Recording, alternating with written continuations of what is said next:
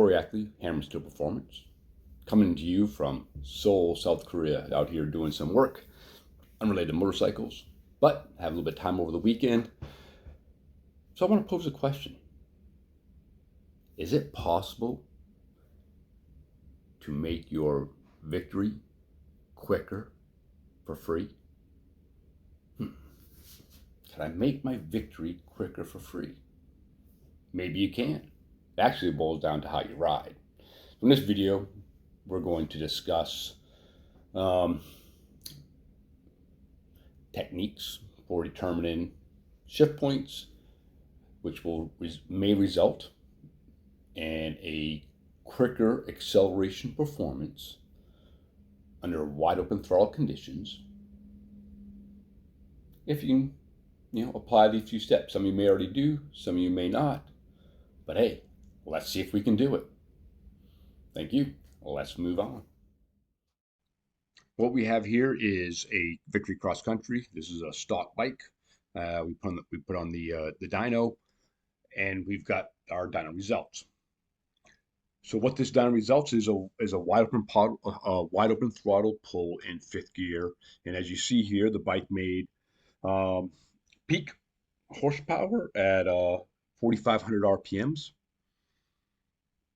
And using that information, it can help us determine our wide open throttle shift points. And so what you'll often see if you go from 1st gear to 2nd gear, is you'll see a drop about 1,500 RPMs from, again, between gear shifts. And then as you go up higher to the gears, the RPM drop between each gear change will become slightly less.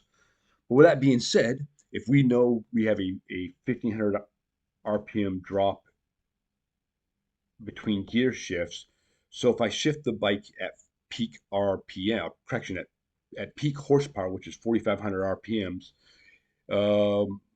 the RPMs will drop down from 4,500 to 3,000, and the average horsepower between 3,000 and 4,500 is 65.14 horsepower. So that is how that looks when I use peak horsepower on this particular dyno graph on this cross country to determine wide open throttle shift points.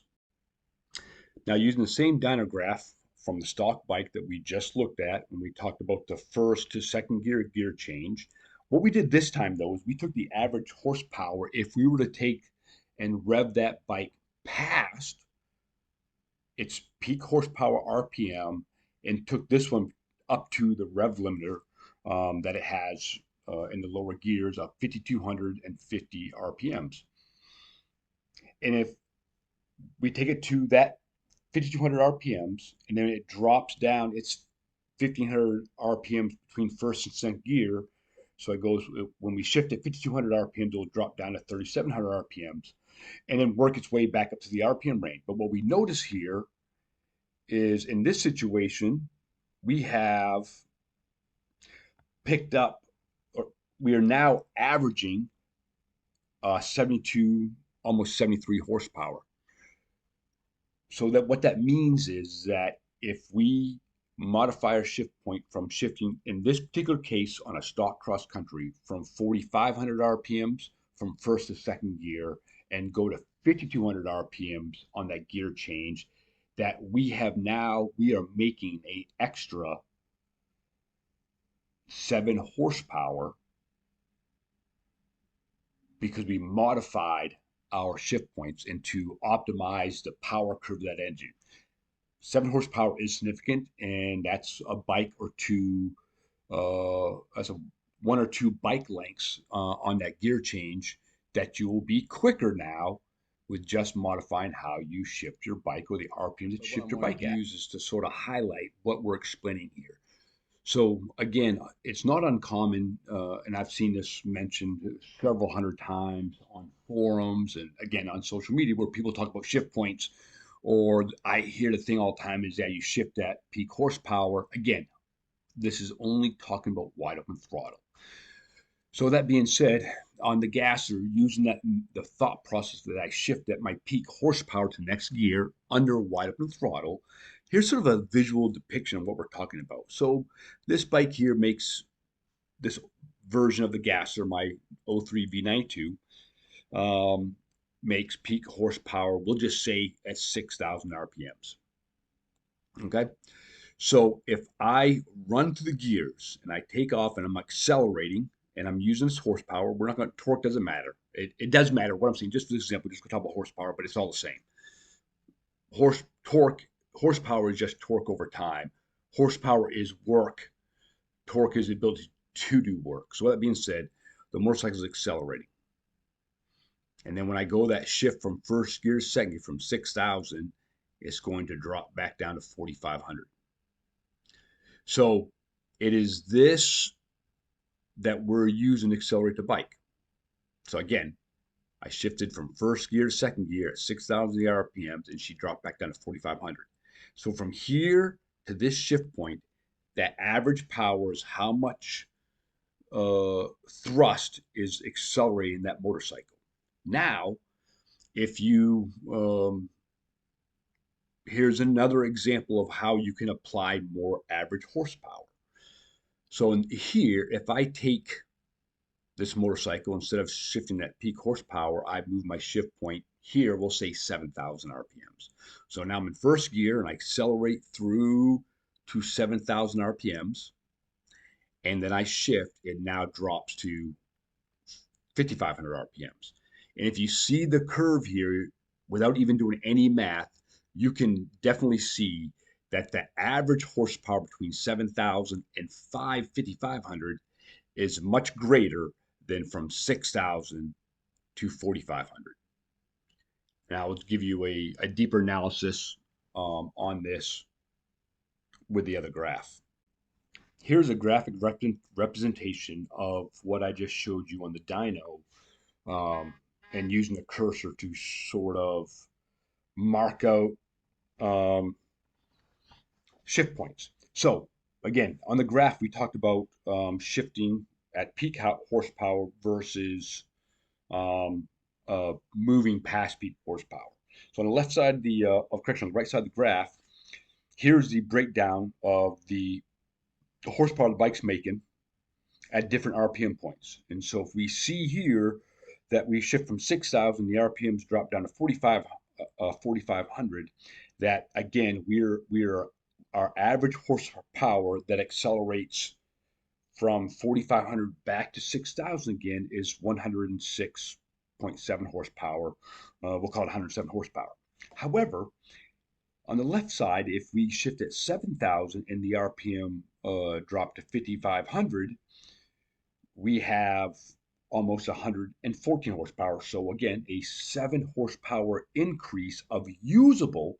It's not an increase. What it is it's average horsepower. So we have more usable horsepower to help the bike accelerate into up the RPM range into the next gear change. So here's two examples we just used, using one, the 106, and then two, my gas that makes slightly makes more horsepower, older version. And what we showed you with is that if you utilize the information you have from dyno graphs or some that, for example, what I used that would apply to any stock Victory cross country or Vision, that if you know your power curve of your bike and you shift that optimizes the highest average RPM between gear shifts, you will have more average horsepower, and that will make your bike accelerate quicker. And the cost of that is absolutely nothing. You can go faster, your bike will be quicker at wide open throttle if you use the correct shift points in that process, and that costs nothing. How? We did it. Pretty cool. We went quicker for free if you didn't know this. All right. We're putting a bow on this thing, and like I said before, some of you know this, and this is not rocket science nor is it a secret, but I will tell you, as someone who's rode, you know, hundreds of thousands of miles on motorcycles and who have drag race cars and motorcycles and stuff, that most people don't know this. Most people don't know when to shift. Again, wide open throttle. I'm not talking about cruising, it's just straight wide open throttle. I'm at a drag strip or I'm stoplight to stoplight, whatever the case may be. They don't know necessarily what RPM to shift at. So that's why initial question was, hey, is it possible to make your bike quicker for free? And in this case, if you didn't know this, then yes, you had made your motorcycle quicker for free. And I will tell you that on each gear change, if you had previously shifted your bike at peak horsepower, um, and now you're able to modify that, then you would be quicker. And sometimes it's 1 to 2 bike lengths per gear change. So run through the quarter mile, you might get all the way up. You'll get up through fourth gear, and each gear change is maybe 1 or 2 bike lengths. And so that's and in the end of the day, that's 0.2 of a second quicker. Now, with that said, a lot of our bikes, the rev limiter is at 6,000 or 5,800, 5,900, and that's where they make peak horsepower at. So, then there's a case to be made. Hey, let's get my RPM pushed to 6,500 or 6,800, even though I'm still making peak horsepower back at 6,000. I'll be faster. So, again, just wanted to share that. And thank you. As always, please like, share, subscribe, and go check some out and go check out South Korea a little bit. Thank you. Take care.